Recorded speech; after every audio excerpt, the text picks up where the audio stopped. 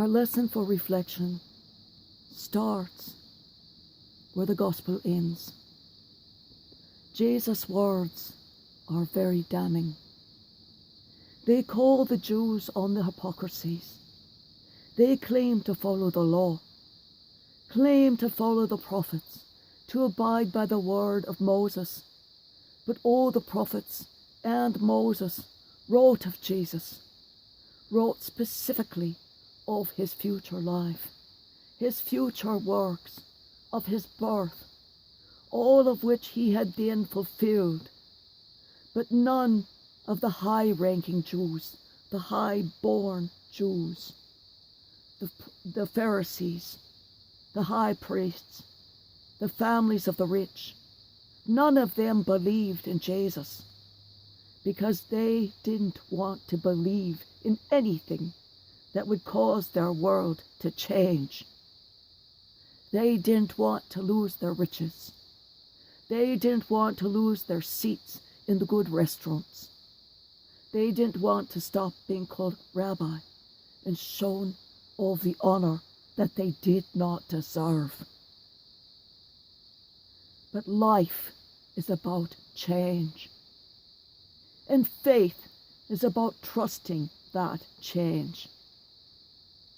The call to action is a cause to change, is some of what I have been called to bring to this space.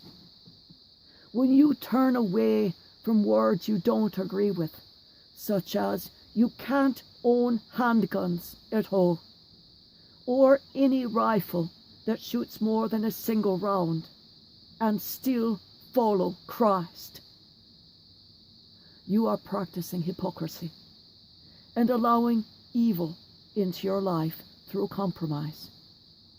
And when you go in search of a preacher who doesn't challenge you thusly, when you search for a prophet or a preacher who has compromise at his center, you are looking for a preacher of the evil ones. I am the Lord's call to change. For God is calling each of you by name as I speak, his call to action, his call to change. There is temptation always to justify ourselves, nullify the messages of change, rationalize. Why should we convert? Aren't we all basically good people? Unfortunately, each of us strongly resembles the tree that, over many years, has repeatedly shown its infertility. Evil has stopped the fruit.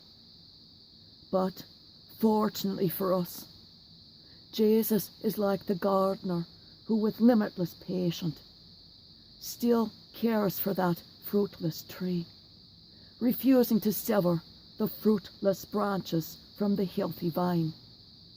He would rather give it one more year of special attention and care so as to produce rather than cutting it away prematurely.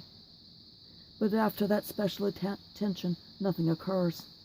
That branch will be severed, cut away, so it doesn't drain the life of the otherwise healthy vine.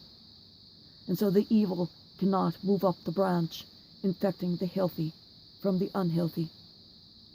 And when the end of time comes, regardless if it is during that year of extra care, all branches that do not produce, all of the infertile, will be cut off with the evil in them and will be thrown into the fires. Have you thought about the patience of God? Time after time the Jews broke their faith covenants with God, and each violation caused him to turn his face from them until the evil generation had perished. Sometimes he waited for 2 generations, the evil of the fathers being visited upon their children. He punished them, requiring the 12 tribes of Judaism to fall and separate until only Israel stands. But he saved them, always formed another covenant, another agreement, though he knew he was going to be disappointed again.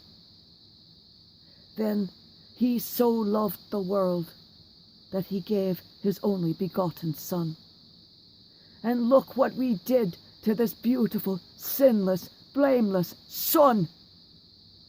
Look at what his Son allowed to happen for all of our sakes, so that our sins would be forgiven us. This beautiful, blameless man allowed himself to be martyred, so to die for us. It might be easier to die for a great person, for someone who you know would do great things with their life if you saved it. But to die for a bunch of nobody sinners, that would be very difficult, especially if you yourself were a great someone, a prophet, a living God. Have you ever thought about how that must have been for him? So alone. No one could possibly comprehend what was happening, what was to happen, or why. I cry for his aloneness, his friendlessness, his total isolation in the crowd of followers who couldn't cross that barrier of existential understanding. Not for the lack of love, but for the lack of comprehension kept from them by the Lord. They couldn't know or fully understand until afterwards, else they would have tried to save him from that bitter drink he had to drink. This thought of his concern for us, hundreds of generations of sinners hence, should put you on your knees in pain, in honor. Your hearts too should ache now in some comprehension of his isolation. But being a prophet, Jesus knew that his death would, in years to come, reform the Jewish church, remove the evil that currently was in power, and his death would create a new church, far, far greater, and it would join people together in the theology of love. A theology which his Father started, and he advanced farther, bringing acceptance of all, love of all as the core principles. Love one another as I have loved you. Love your neighbor as yourself. Do to others as you would have them do to you. Love and acceptance. It's never too late to start a cause.